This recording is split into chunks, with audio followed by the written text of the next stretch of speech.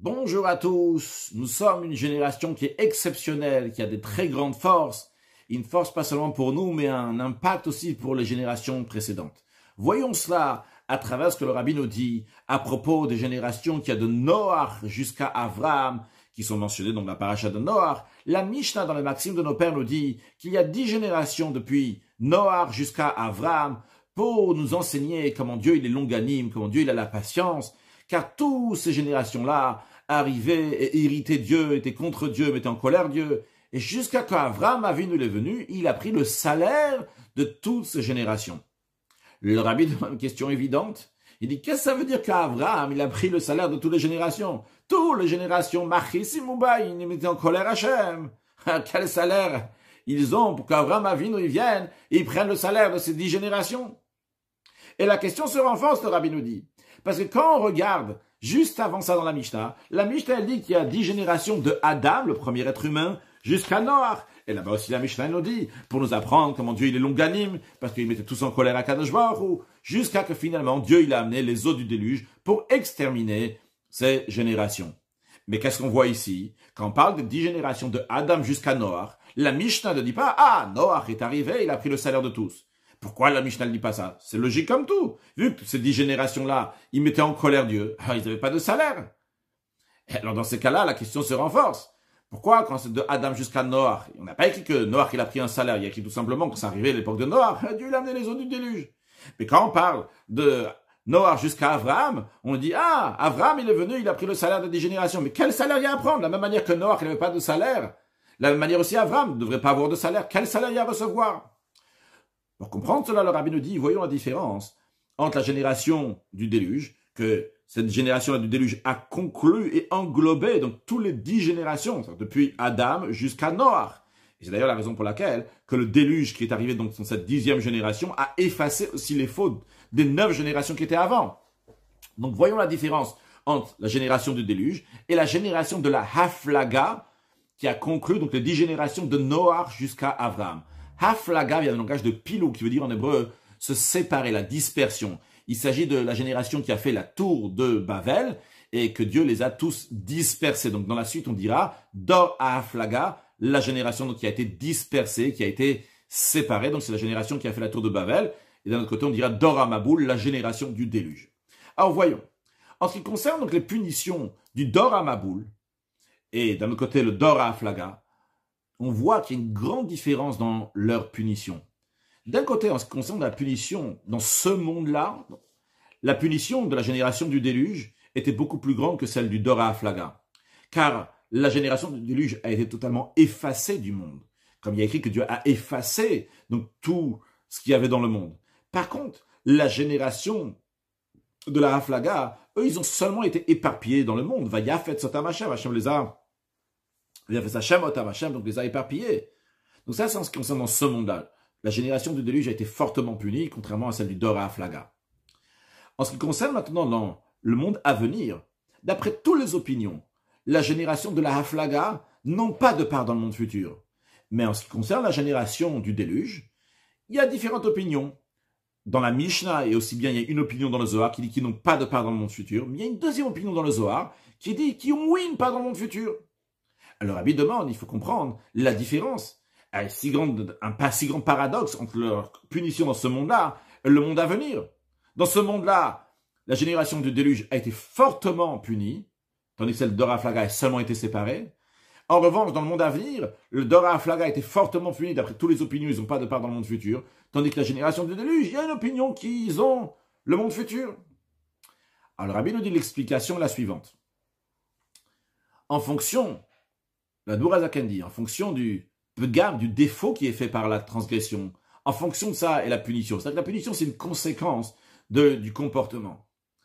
Et voyons donc là la différence de la faute qu'il y avait entre la génération du déluge et celle de Dor Haflaga. Et on va comprendre aussi la différence donc de punition. La différence entre la faute, le défaut qu'on fait, la génération du déluge, et la faute, le défaut, ce qu'on a en hébreu le pgam de la génération de la Haflaga. Nos sages le disent. Et quand on va voir ça, on va comprendre la différence aussi entre les punitions. En ce qui concerne donc la génération de la Haflaga, c'était quoi leur problème? C'était quoi leur faute? Ils se sont rebellés contre Dieu. Ils ont voulu faire la guerre, si on peut s'exprimer de telle manière, avec Dieu. Mais quand même, Dieu les a pas effacés du monde. Il les a juste éparpillés. Pourquoi? Parce qu'en ce qui concerne les sujets du monde, entre eux, il y avait de l'amour, il y avait la fraternité, comme le verset dit, ils étaient safa achat, udvarim achadim, ils avaient le même langage, ils avaient le même objectif. Donc entre eux, ici, dans ce monde, ils étaient bien. En revanche, la génération du déluge, vrai, ils ne sont pas particulièrement rebellés contre Dieu, mais c'était des voleurs, et ils se bagarraient entre eux. C'est la raison pour laquelle que Dieu les a effacés du monde. On comprend donc le fait que dans ce monde-là, la punition de la génération du déluge était plus grande que celle de Raflaga. La génération du déluge, leur faute essentielle, c'était ce qu'on appelle les fautes ben Adam la Chavero, entre un homme et son ami. Voler, brigander, etc. C'est des choses dont ils font que la civilisation, le monde que Hachem a fait, il va pas bien se comporter, la nature va pas être bien. C'est pour ça que Hachem aussi les a punis fortement dans ce monde-là. Dans ce monde-là, ils ont été effacés totalement. En revanche, les fautes de la génération de la Haflaga, c'était essentiellement Ben Adam la Makom, entre un homme et Dieu. Ils se rebellaient contre Hachem. C'est la raison pour laquelle que leur punition était plus grande que celle de la génération du déluge. Que la génération de la Haflaga, d'après tout le monde, ils n'ont pas de part dans le monde futur. En revanche, la génération du déluge, il y a une opinion qui dit qu'ils n'ont pas dans le monde futur. Et le Rabbi rajoute, comme si on dirait entre parenthèses, bien que même une faute qui est entre un homme et Dieu, elle a un impact aussi sur ce monde, parce que la création du monde était pour la Torah. Il y a écrit Bereshit. La Torah est écrite pour quelque chose donc, qui est bête, qui est appelé Réchit, Bereshit. On dit Bishvi la Torah, Shenikad Réchit, pour la Torah qui est appelée Réchit. Donc, le monde a été créé pour la Torah. Donc, il y a écrit Imbechukot ou si vous allez suivre mes lois, quand on se comporte comme la volonté de Dieu, eh bien, on reçoit du matériel dans ce monde-là. Dieu promet qu'on va voir la pluie, on va voir la gashmiut, le matériel ici dans ce monde-là. Donc, le fait de bien se comporter envers Dieu, ça a un impact sur le monde. Et vice-versa aussi dans le sens inverse. Le Rabbi nous dit aussi, en ce qui concerne donc les fautes qui entre un homme et son ami, c'est vrai que c'est dans ce monde-là, mais ça a aussi un impact dans le monde à venir, ça a un impact aussi spirituel, parce que ça aussi c'est des mitzvot, des commandements de la Torah.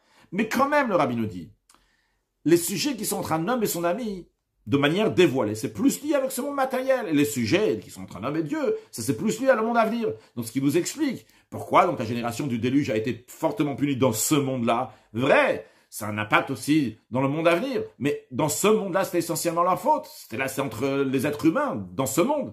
En revanche, la génération de la Haflaga, entre eux dans ce monde-là, ils s'entendaient bien. Ils n'ont pas fait de dégâts dans ce monde-là. Pas essentiellement, bien que ça aussi a un impact sur ce monde-là. Mais essentiellement, c'était quoi? C'était contre Hachem. Donc, ils n'ont pas le monde à venir. D'après toutes les opinions. Le Rabbi rajoute encore une raison que la punition essentielle de la génération de déluge était dans ce monde-là. Car, en ce qui concerne les fautes qu'il y a entre un homme et son ami, la personne peut faire teshuva, mais ça ne va pas aider. Même Kippour, quand on dit teshuva, dans le sens qu'il va demander pardon à Dieu. Même le jour de Kippour ne va pas aider jusqu'à jusqu'à qui va apaiser son ami, va se réconcilier avec lui. Et si son ami ne lui a pas pardonné, eh bien, sa teshuva ne sera pas reçue. Même qu'il a fait tout ce qu'il pouvait. En ce qui concerne, ici dans ce monde-là, ça n'a pas aidé. En ce qui concerne Dieu, aux yeux de Dieu, il a fait la teshuva comme il fallait. Mais vu que c'est quelque chose qui, dans ce monde-là, Ben Adam la Chavero, il a volé l'autre par exemple, il a critiqué l'autre, il a dit quelque chose de mal, sa teshuva ne peut pas aider jusqu'à ce qu'il va rendre ce qu'il a volé.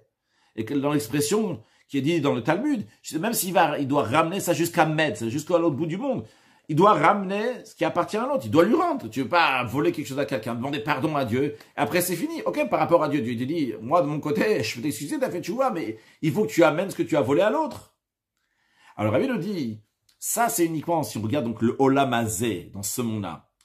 En ce qui concerne donc les Nyané Shamaïm, le sujet du ciel, de Dieu, vu que lui, il a fait tout ce qu'il pouvait pour apaiser son ami, et c'est pas de sa faute si son ami veut pas lui pardonner, ou bien qu'il n'a pas trouvé son ami pour lui rendre, sa tchouva, elle a été reçue du côté de Dieu. Mais en ce qui concerne les sujets de ce monde-là, que quand on parle Ben Adam la Chavero entre un homme et son ami, c'est l'essentiel dans les fautes, c'est entre un homme et son ami. Alors, lui, il n'a pas arrangé ce qu'il a bouleversé dans ce monde-là, c'est les dégâts qu'il a fait. C'est la raison pour laquelle, en ce qui concerne ce monde-là, la teshuva ne peut pas aider. Alors, Rabbi nous dit, c'est la raison pour laquelle, bien qu'il y ait une opinion que la génération de déluge, elle a une part dans le monde à venir. D'après cette opinion-là, ils ont fait teshuva. Comme je le comprends, c'est-à-dire que quand ils étaient en train de mourir, ils ont fait teshuva par rapport à Dieu. Peut-être avant de mourir, évidemment, quand. Mais en tout cas, ils ont fait teshuva envers Dieu. Mais ils n'ont pas rendu, ils ne sont pas arrangés entre eux. Mais c'est pour ça, donc, qu'ils ont été punis dans ce monde-là, parce qu'il n'y avait pas Vehijiv et Taxel, ils n'ont pas rendu le vol. Donc, du côté, ce qui concerne Dieu, Ils ont pu s'arranger avec Dieu. D'après cette opinion-là dans le Zohar, ils sont arrangés avec Dieu. Mais avec leurs amis, ils n'étaient pas arrangés. C'est la raison pour laquelle ils ont été exterminés de ce monde. Maintenant, revenons à la question initiale. Comment ça se fait qu'Avram Avinu il a pu recevoir du salaire? Quel salaire il y a à recevoir? Ces gens-là, les gens de Noach jusqu'à Avram, ils sont mal comportés. Le rabbi nous dit, on peut comprendre cela. Vrai, vrai qu'il met en colère Hachem. Mais ça, c'est ce qui concerne les sujets spirituels contre Dieu. Mais entre eux, ils s'entendaient bien, il y avait l'amour et la fraternité, et pour cela, ils méritaient un salaire. Seulement quoi? Eux-mêmes ne pouvaient pas recevoir ce salaire dans ce monde-là. Pourquoi? Parce que le fait qu'ils sont rebellés contre Dieu, eh bien, tous les hamshachot, tous les flux divins qui sont amenés par l'amour ou la fraternité, ils allaient tous dans les forces du mal. Et le rabbi nous donne un exemple. Dans un cas, quelqu'un fait quelque chose de bien, mais il ne peut pas recevoir son salaire parce que ça va dans les forces du mal.